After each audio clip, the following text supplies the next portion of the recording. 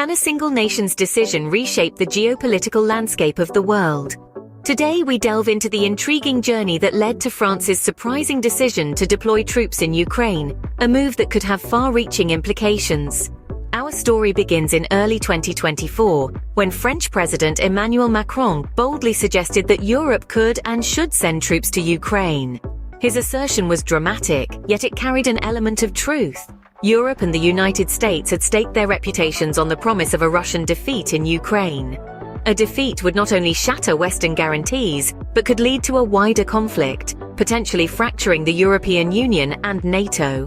When the Ukraine conflict began, the West responded appropriately, providing Ukraine with anti-tank and anti-aircraft weapons.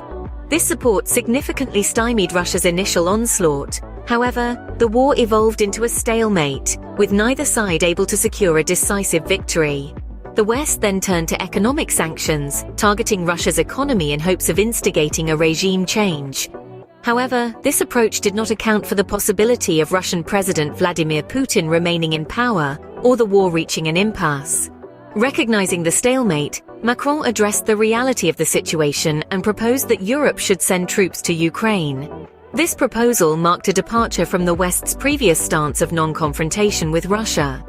On the 4th of May 2024, 100 soldiers from the French Foreign Legion arrived in Ukraine to support the Ukrainian army in Donetsk, with a further 1,400 set to arrive soon.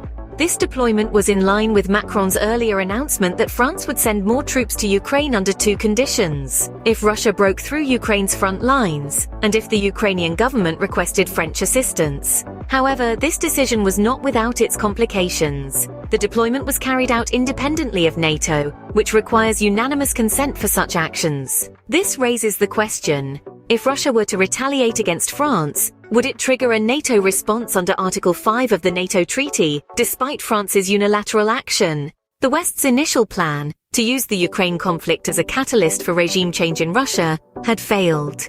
Macron's Plan B acknowledges the reality that the war cannot continue as before, given Ukraine's limited manpower. In summary, the conflict in Ukraine and the West's failure to achieve their initial war aims have created an opportunity for Macron to reshape the European Union. However, the path ahead is fraught with hard choices and high risks. Macron's decision to deploy troops in Ukraine is a daring move that could either strengthen Europe's position or inadvertently undermine NATO. Only time will reveal the full impact of this bold decision.